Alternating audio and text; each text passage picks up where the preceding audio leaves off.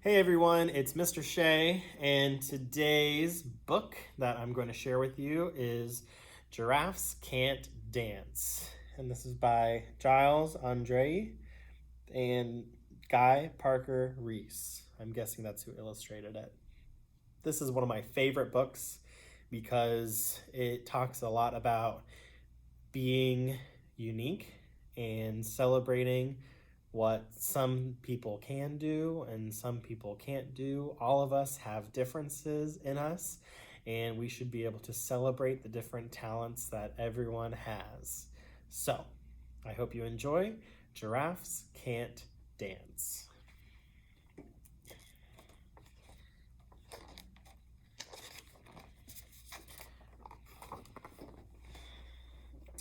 Gerald was a tall giraffe whose neck was long and slim, but his knees were awfully crooked and his legs were rather thin.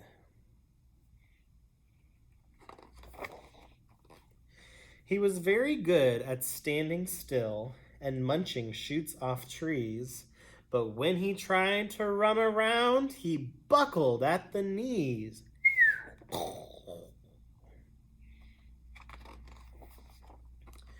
Now, every year in Africa, they hold the jungle dance, where every single animal turns up to skip and prance. And this year, when the day arrived, poor Gerald felt so sad, because when it came to dancing, he was really rather bad. Poor Gerald.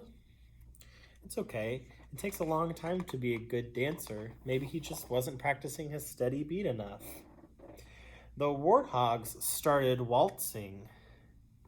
The rhinos rock and rolled.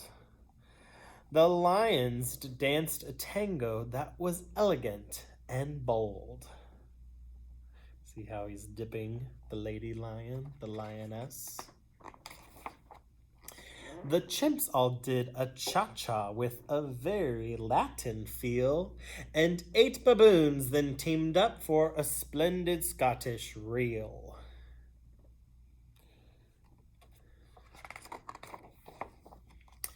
Gerald swallowed bravely as he walked toward the floor, but the lions saw him coming and they soon began to roar. "Hey, look at clumsy Gerald!" the animals all sneered. "Giraffes can't dance, you silly fool! Oh, Gerald, you're so weird!" They're not being very nice to Gerald, are they? No.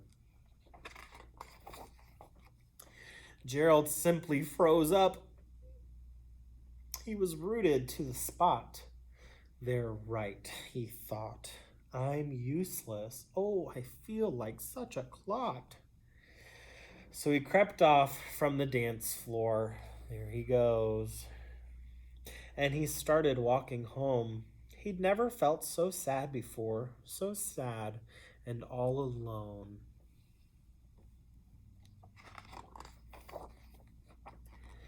Then he found a little clearing, and he looked up at the sky. "The moon can be so beautiful," he whispered with a sigh.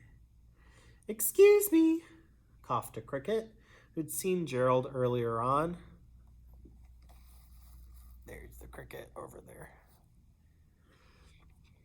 "But sometimes when you're different, you just need a different song." "Listen to the swaying grass and listen to the trees. To me, the sweetest music is those branches in the breeze. So imagine that the lovely moon is playing just for you. Everything makes music if you really want it to."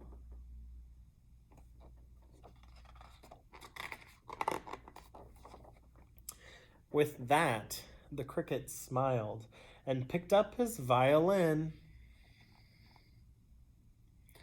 Then Gerald felt his body do the most amazing thing. His hooves had started shuffling, making circles on the ground. His neck was gently swaying, and his tail was swishing round. Looks like he's starting to move and figure it out.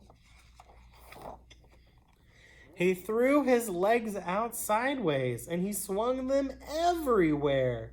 Then he did a backward somersault and leapt up in the air.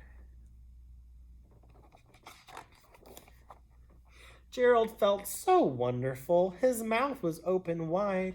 I am dancing. Yes, I'm dancing. I am dancing, Gerald cried. Then, one by one, each animal who'd been there at the dance arrived while Gerald boogied on and watched him, quite entranced. That means they couldn't look away. They were just staring at him.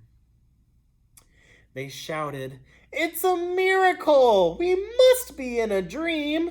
Gerald's the best dancer that we've ever seen!" Looks like he's doing one leg, leaps in the air, doing the disco.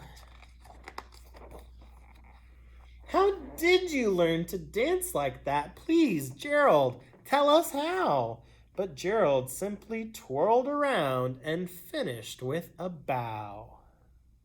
Do you know how to bow? Just kind of bend over, and it's kind of like you say, "Thank you for watching." Then he raised his head and looked up at the moon and stars above. "We all can dance," he said, "when we find music that we love." The end. I hope you really enjoyed Giraffes Can't Dance. I'm glad that Gerald the Giraffe learned how to dance. And it's very important to dance and move your whole body every day. So if you have the chance to dance or listen to a lot of music, do it and dance your heart out. Thanks for listening, and I will see you guys next time.